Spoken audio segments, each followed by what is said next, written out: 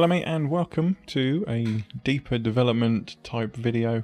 As you can see, I'm in a crappy piece of software, and essentially what I am doing is I'm creating a render for a scene. And those of you that are familiar with the older version of Deeper will probably kind of have a vague clue as to what's happening in the story at this point, but this is the posh area of the beach where Jake meets a new character that is semi-integral to the storyline as a whole.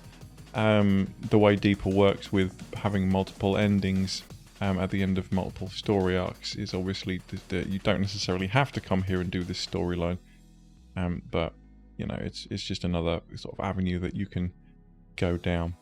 So what I'm doing now is just loading in the two characters that are going to be in this scene. So I may pause and come back after 3 hours when the characters have loaded.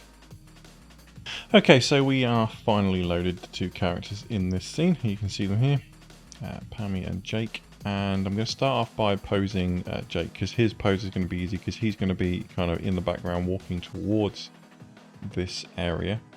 So we will come over here and we'll grab him. There we go. Now she's out of the screen. She slows things down quite a bit. Okay, so we'll just move him to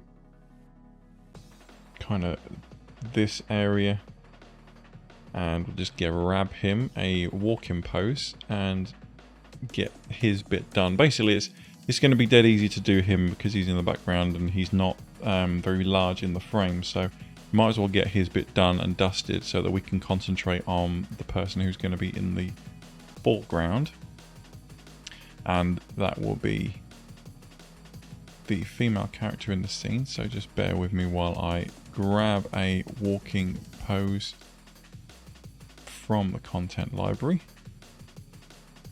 Plenty to choose from, but we have to make sure that it's an actual walking pose and not some weird swanky pose. Again, people have heard me say this many times before, but my biggest grievance with the Daz Studio content store is that like 99% of stuff is horrendously overposed, over stylized, usually designed to try and make the character look sexy, which is great if you're making some kind of porn scene, but if you're just trying to get characters looking normal, not so much. Yeah, so I might be better off just browsing my. So you can, there's multiple ways you can browse your content library. Obviously, I've started using smart content more often, but sometimes it's actually easier and better just to go straight to the files menu and just see all of the poses that are in a certain category. Again, even with the number of assets I've built up over the years, it's still sometimes a little bit tricky to find a pose that actually looks good in the context. Sometimes it's easier to build your own, but I'm kind of hoping to avoid that one. Let's just go with this one. Nice and simple. Obviously, making your own poses does fix a lot of problems, but it also creates a whole bunch of new ones. So let's try and avoid that for the time being. Okay, so now I need to go into NVIDIA because this beach surface has actually got a displacement map on it, so you can't see the foot contact until you go into the render preview. So it might be worth just hiding her for the time being, because even though she's not in the shot, she's still going to slow things down a touch. As you can see, it's actually quite a distance off the ground there, so we need to bring him down.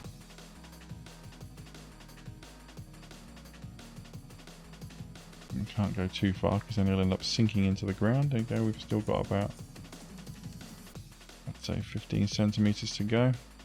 Okay, so now we're kind of close to the ground, so I'm just going to go from -20 and see what happens. There we go, boom, foot contact. So he is effectively done. We can come out of NVIDIA IRA preview mode again, back into smooth shaded, and we can now come over here and focus on our female character, who I will bring back into the scene. And I'm going to have her leaning against the beach hut, perhaps on this corner, because there's a chair in this one. So I'm going to have to close the door, which means I'm going to have to make that selectable. So we go to the door and parameters. Might actually be door used to write wood. There we go. That should be where the parameter is. Don't know why my parameters are all suddenly. Okay, so we do that, and we could leave it partially open, I suppose, just like a fraction.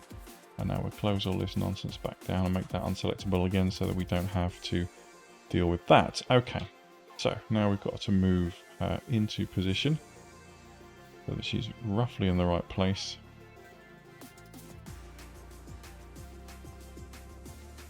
Again, perspective playing tricks on the eyes, so you just working in the 3D space on a two-dimensional display is always going to be a bit of a challenge if you are not used to it, because as I said, the transforms are, I mean, it looks like she's really close to the beach out there, but she could be miles away because we're trying to translate two-dimensional or three-dimensional space into a two-dimensional display with very little reference. So what I'm actually going to do is hide all the cameras. I'll hide those cameras apparently, because that one was in the way. And we're just going to, there you go, you can see that. Actually, that was depth playing a trick, and there we go. So we're close to where we want to be. So now I need to grab a pose for her.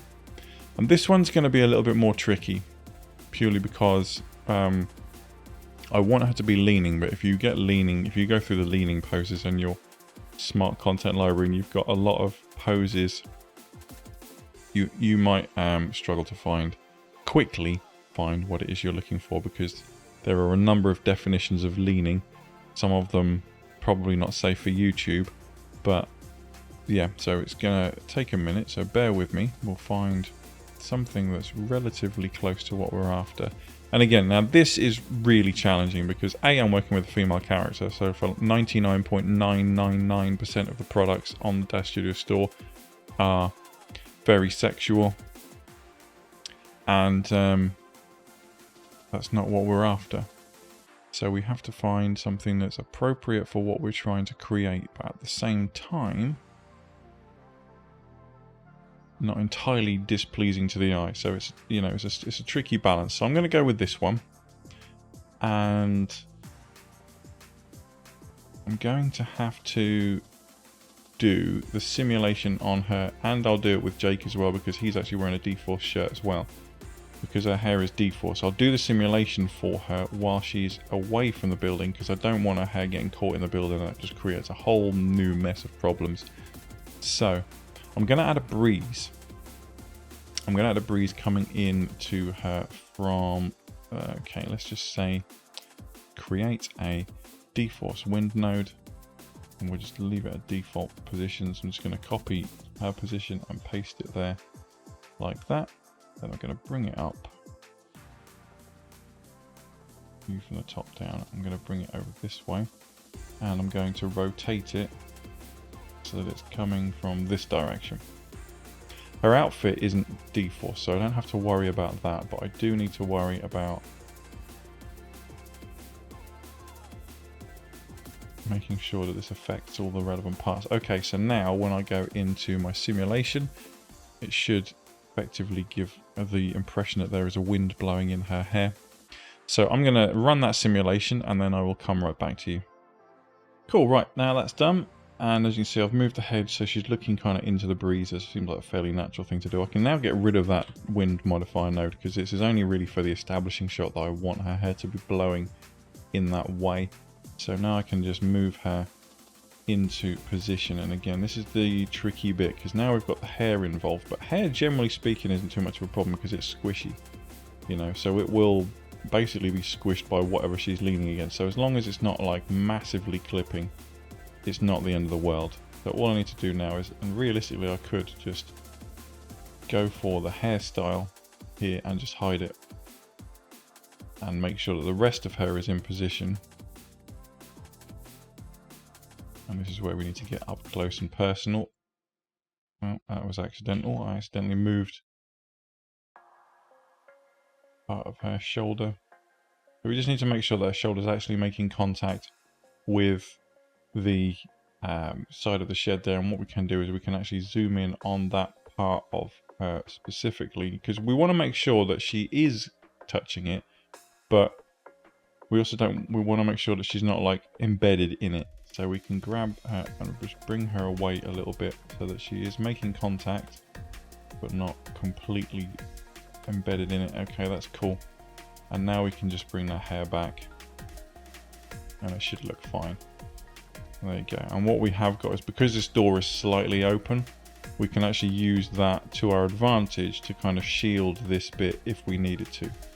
So for example, if I were to grab this door again and swing it open just slightly, we can kind of conceal that hair clipping in there.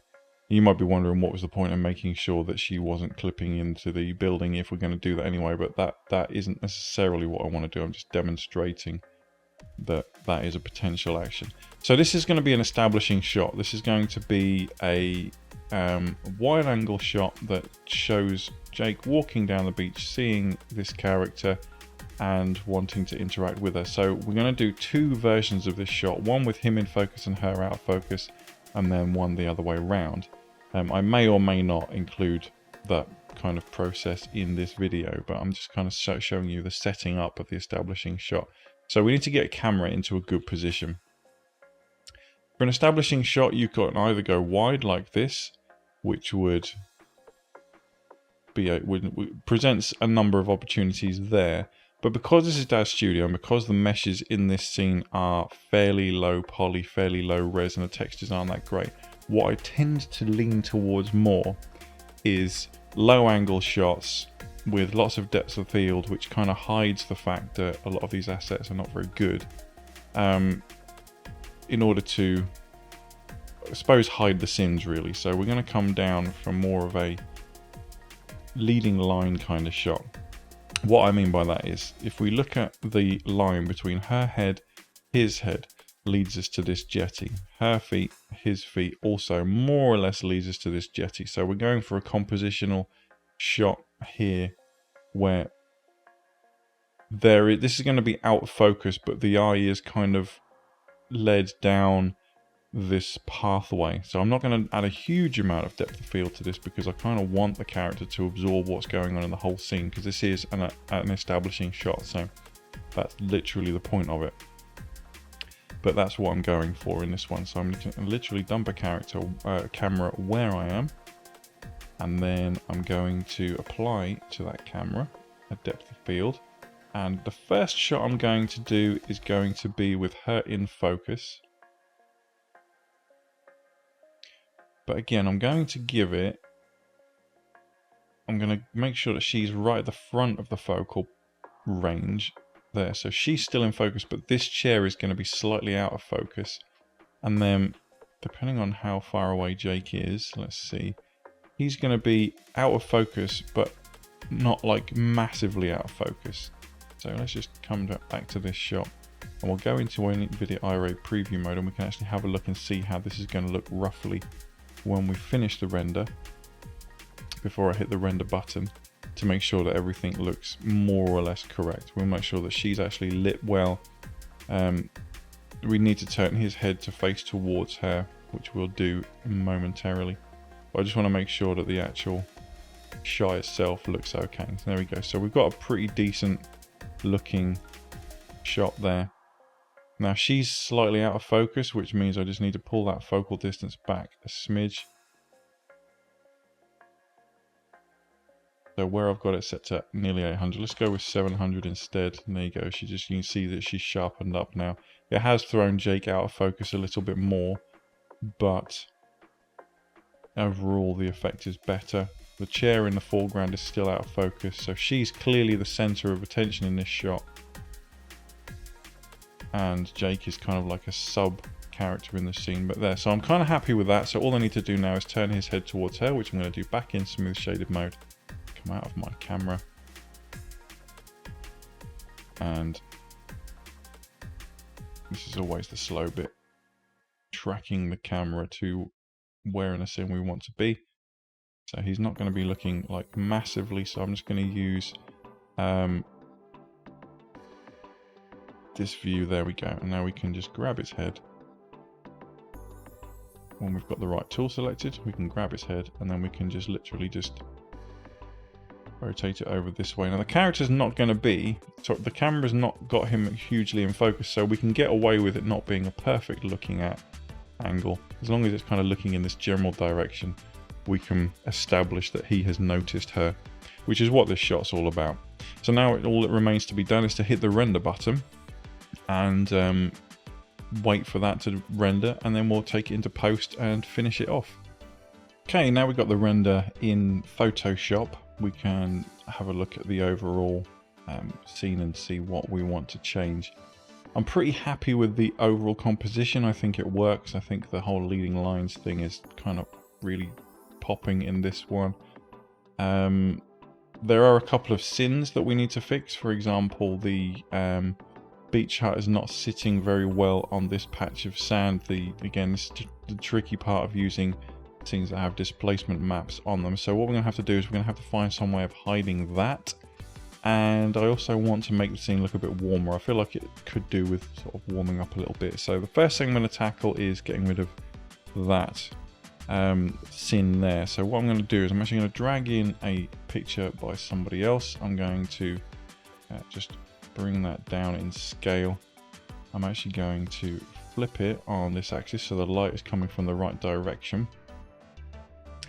And I'm going to just kind of try my best to make this blend in. It may not work. I may end up having to use a separate image, but for now I'll see what we can get away with, because it is going to have to, I'm going to have to change the colors a little bit anyway. So I'm going to grab my white brush. I'm going to make sure that I've got my soft brush selected with opacity of about 20%, and then I'm just going to see what I can get away with here. Basically, going to try and add a kind of a dune covering this bit up. I may end up just having to use a healing brush tool, but I'm kind of trying to avoid having to do that. But there is quite a lot of detail in this, so this may be a little bit too much. I suspect that may be the case. Yeah. So this is sometimes an option. I mean, when it comes to grass, there's just no way that I'm ever going to be able to pull that off within a reasonable amount of time. So what I'm going to do instead is I'm actually going to just grab a new layer, grab my healing brush tool, and I'm actually just going to pull this across and see if I can get rid of that gap this way. It may take one or two passes, because there are going to be some wacky bits going on here. Right, so we've got it looking like that. Not ideal, but what we can do now is I go Control Shift Alt Echo E for those of you not familiar with the phonetic alphabet, and then we can grab a blur. I'm going to go with a lens blur. I'm actually going to lens blur that out like so, and then I'm going to add a layer mask. I'm going to invert it again, and now I'm going to grab my paintbrush again, and I'm just going to paint over this area and the area close to it, so that we actually feel like there is more of a bokeh effect happening there than there actually is, and then that just hides that so that we can't see it.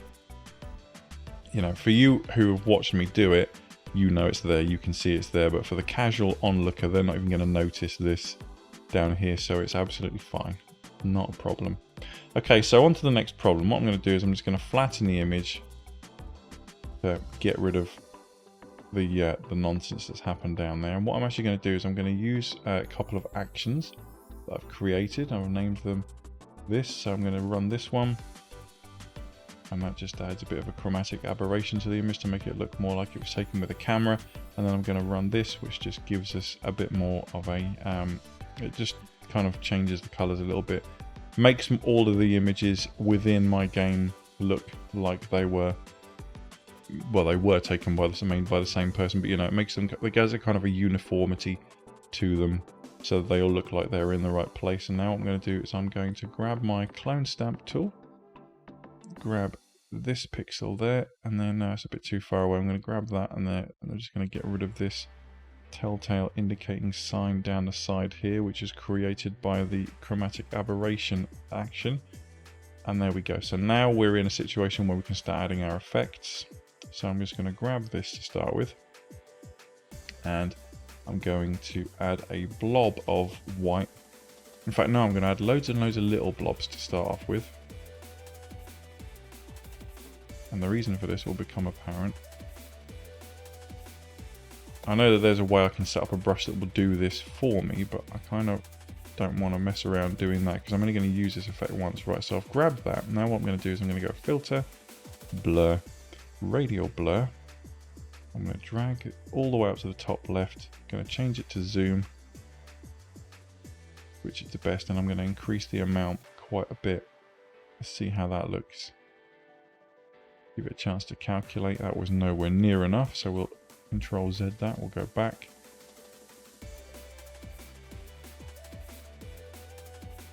Come on, give me all 100, please. Thank you. We'll go like that, and we'll see how that looks. Still nowhere near enough, really, to be honest. So I may have to do this the old-fashioned way. Fair enough. Okay, well, we'll do it the old-fashioned way then. So I'm going to keep my brush here. I'm going to add like a blob of color there. Keep increasing opacity. I'm basically going to make it look like there is a really bright object in the sky, casting light all over everything. And now that I've done that, I'm going to grab a new layer. I'm just going to go like this.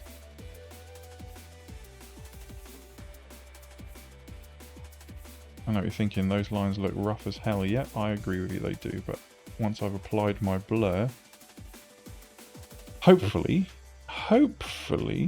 it will look much better. There we go.